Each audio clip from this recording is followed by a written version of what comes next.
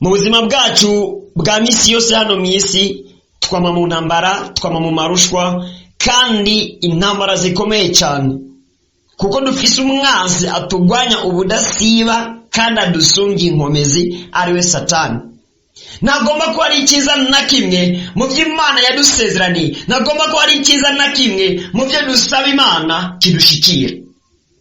Ariko kuko uwo mwanzi wacu mu kutugwanya kwiwe yiyorobeka, kandi mu kwiyorobeka kwiwe yihindagura, kandi mu kwihindagura kwiwe yuririra mu bindi, benshi bisanga bandeshejwe mu ntambara zabo, kuko bananirwa gutahura bino bintu bitatu bikurikira. Icya mbere, barananirwa gutahura umwanzi wabo uwo ari we. Mugabo nakubwiye ko umwanzi wacu ari umwe kandi ni Satani. Icya kabiri, barananirwa gutahura icyo Satani uwo mwanzi wabo ahiga, bakananirwa gutahura icyo Satani arondera kuri bo, bakagwana nabi. Nkunda kuvuga ngo iyo habaye intambara, iyo umuntu atewe, haba hariho icyo akwiriye gutanga nk'igitambo kugira ngo ubutabazi buhabe. Nimba yitanga, nimba atanga inguvu, nimba atanga ibyo afise, mu ntambara ntihabura ibyononekara. Mugabo ukwiye konona ibyo kononekara, ugakingira ibyo gukingirwa. Rero kuko benshi badatahura icyo Satani ahiga, basanga bononye bya bindi nyene Satani yahiga konona, bagakingira ibyo bari gutanga kugira ngo bya bindi bikingirwe. Imana itabarire cyane. Satani cyahiga nagakiza kawe. Mugabo benshi Satani abateye, agakiza baragatamba, kakaba igitambo, bakarokora imibiri yabo n'ubugingo bwabo. Yesu yavuze ngo urokora ubugingo bwiwe azobubura, ariko uwemera kububura azoburokora. Imana idufashe cyane. Uremera ukitanga no gupfa ugapfa kugira ngo agakiza kawe gakingirwe. Benshi rero hano barahananirirwa. Icya gatatu, uburyo bwiza bwo kugwana benshi ntibabuzi. Navuze ngo umwanzi wawe ni Satani, niwe mwanzi wonyine dufise, niwe mwanzi wacu. Mugabo ariyorobeka, akihindagura, akurira mu bindi. Rero iyo Satani yuririye mu kindi, yuririye mu nshuti yawe, mu mugenzi mubanye, mu wo mwubakanye, mu rubyaro rwawe, mu muryango, mu babanyi, iyo Satani yuririye mu kindi kintu, udatahuye uburyo bwiza bwo kurwana iyo ntambara, uraneshwa. Kuko benshi bakunda kugwana n'ibyuririzi bya Satani, hakugwana na Satani yabateye. Imana idufashe cyane. None rero teme y'uno munsi iravuga ngo umwanzi wacu ni Satani wenyene, ariko afise inzira zirenga imwe zo kutugwanya. Imana idufashe cyane. Kaze turaza kwishimikiza amajambo y'Imana, dutahure neza ngo mbega iri jambo ry'uno munsi rigomba kutubwira iki, hama umwe wese amenye uko abyifatamwo mu ntambara ziwe za buri munsi. Turavugana ku ntambara z'umuntu wese muri nosi, ariko kandi kuko ari ijambo ry'Imana kandi ari ubutumwa bwiza, hari icyo ijambo ry'Imana rigomba kukubwira mu ntambara zawe. Niyo ya ntumbero y'ubutumwa bwiza kuri wewe. Kandi ndabwira abantu banyumva, ubutumwa bwiza bwose mwumva muri no misi, narijya ari misi y'iherezo, ni mburi kandi n'ubuhanuzi. Nuze witege kumva no kwemera abo uzokumva bavuga za ndimi zitumvikana, bariko baravugisha muri za ndimi zitumvikana, ukumva vuza ururimi sinzi ko ari Giheburayo cyangwa Ikigiriki, hama kabigusobanurira ngo Imana ivuze ukuntu nuko, gukaca wemera kuko batangwe kuvuga muri rurimi rutumvikana.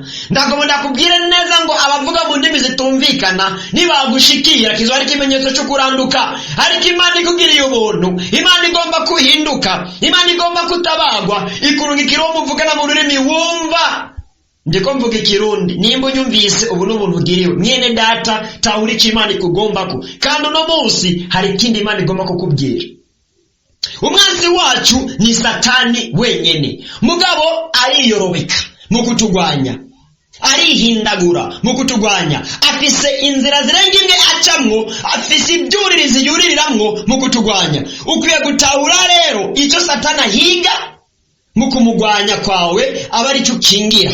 Hama kandi ukwiye gutahura inzira Satani acamwo mu kumugwanya kwawe, umenye uko uhagarara. Imana idufashe cyane.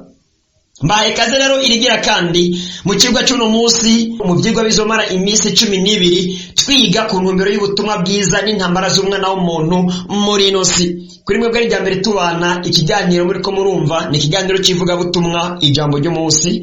Jewe ngitunganya nkongera nkanagishikiriza nitwa Iradi Ndiho Kubwayo. ndi mwene so mugakiza. Kaze cyane twishimikize amajambo y'Imana.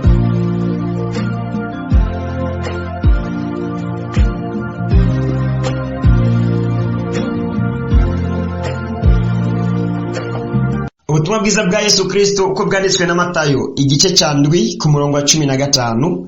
Turasoma uwo murongo wa 15 wonyene. Indanzi y'amajambere avuga ngo uburyarya siko gutungana. Mwirinde abigira bavugishwa n'Imana baza kuri mwebwe bambaye nk'intama ariko imbere aramabingira y'inkazi. Imana idufashe cyane.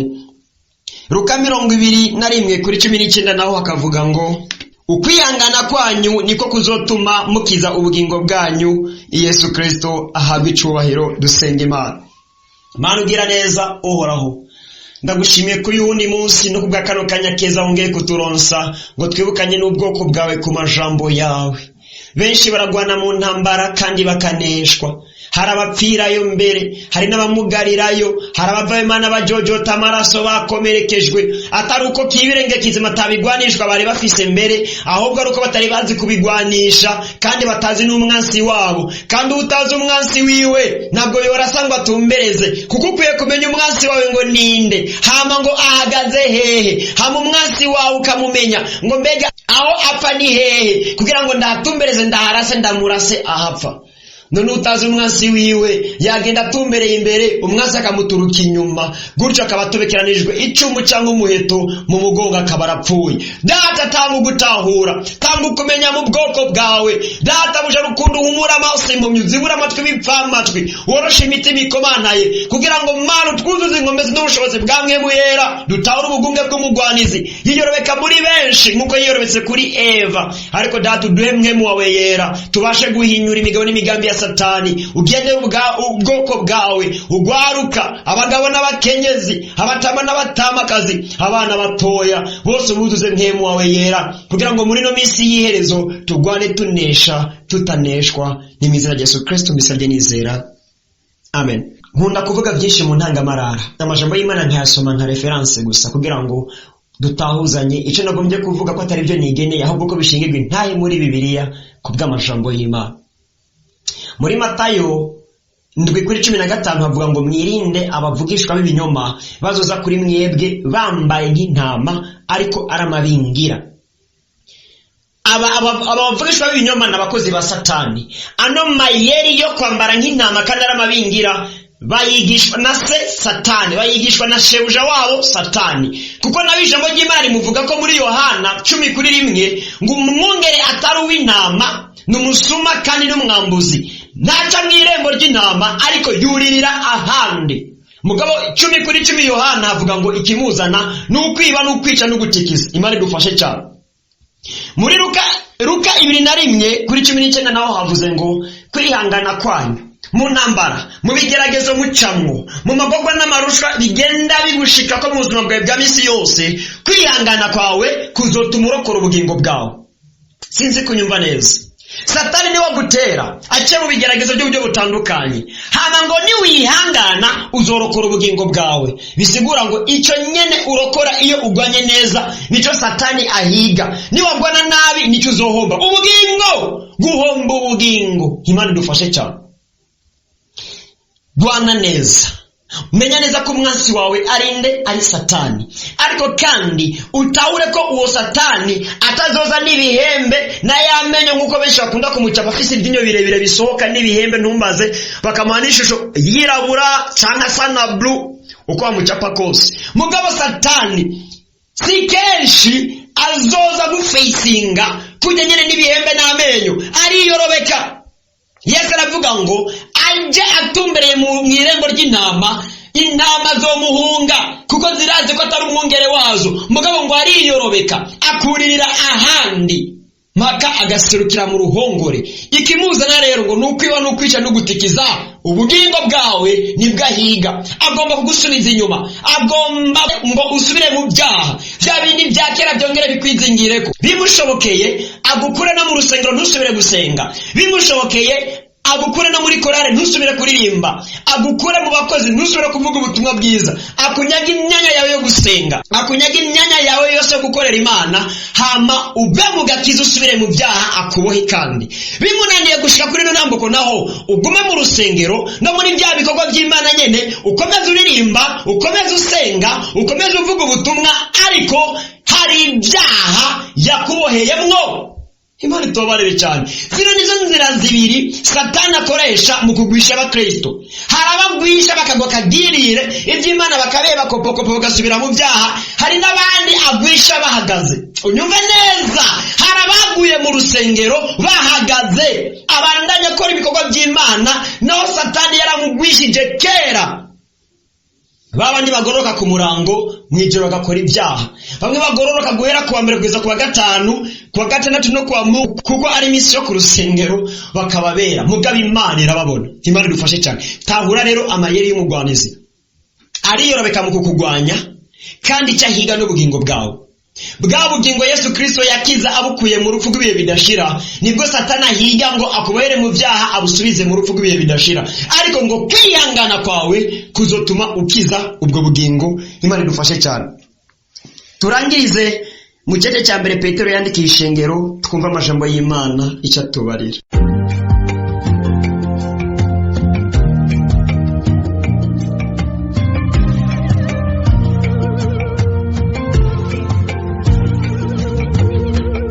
Ibyo gufatanya n'imibabaro ya Kristo. Icyete cya mbere Petero yandikiye ishengero, igice cya 4 ku murongo wa 19. Haravuga ngo, nuko rero abababazwa nk'uko Imana igomba, nibabitse ubugingo bwabo uwo muremyi wo kwizigirwa, bakore ibyiza. Imana ihabwe icyubahiro. Ego iri nanje ngomvye kurirangiriza ko intambara tuzozamamwo iminsi yose, ariko mubimenye neza biratandukanye. Baba abagororotsi, baba abanyabyaha, twese turi mu marushwa. Abagororotsi Satani abateza ibyago n'ibigeragezo byo butandukanye ngo bave ku Mana basubire mu byaha nibananirwa kwihangana. Abanyabyaha nabo Imana irabahana kugira ngo bave mu byaha bagaruke mu gakiza. Abanyabyaha bari mu bihano, abagororotsi bari mu bigeragezo. Twese turahura n'intambara, twese turahura n'amarushwa, turahura n'indwara n'ibibazo n'amakuba, mugabo mu buryo butandukanye. Bamwe barageragezwa ngo bave ku Mana, abandi bagahanwa ngo bagaruke ku Mana. Umwe wese amenye umwanya arimo. Nimba uri mu magorwa n'amarushwa kubw'ibihano by'Imana ngo uve mu byaha ugaruke mu gakiza, wakumviye Imana itarakurandura. Ukaba uri mu bigeragezo bya Satani naho ngo agukure mu gakiza usubire mu byaha, wihangane. Petero aravuga ngo abageragezwa bose, abari mu ntambara bose, abababazwa bose nk'uko Imana ibigomba, babitse ubugingo bwabo Imana, hama bakore ibyiza. Icyo Satani agomba iyo ushitse mu bigeragezo nuko unanirwa kwihangana ugacumura. Mugabo kugira ngo ushobore kwihangana, bitse ubugingo bwawe Imana, hamukore ibyiza. Ntukemere kuganzwa na kameremere k'umubiri, ntukemere kuneshwa n'ubugunge bw'umugwanizi. Tahura icyo Satani arondera ko ari ubugingo bwawe, kugira ngo ubugingo bwawe rero ubuzigame, bubitse Imana mu gukora ibyiza. Niwakora ibibi uzoba ubikije ubugingo bwawe Satani. Cyabimvira rero umwansi ariko araguhiga, icyo agomba ukacumuhatera mfatira. Agomba agakiza kawe, agomba ubugingo bwawe. Mu kuguhiga kwiwe nta kindi asotera, nawe ukacutarika ati Satani mfatira ubugingo. Icyo agomba n'ubugingo bwawe bubitse Imana, ukora ibyiza. Niwakora ibibi, niwagabitanya ugacumura mu kugeragezwa kwawe, uremerewe n'umubiri, niwagabitanya ugacumura mu kugeragezwa kwawe, unanijwe n'iby'isi bihenda biyobya bizimiza, uzoba ubikije ubugingo bwawe Satani muri gihonomu, niyo buzoruhukira. Imana idufashe cyane.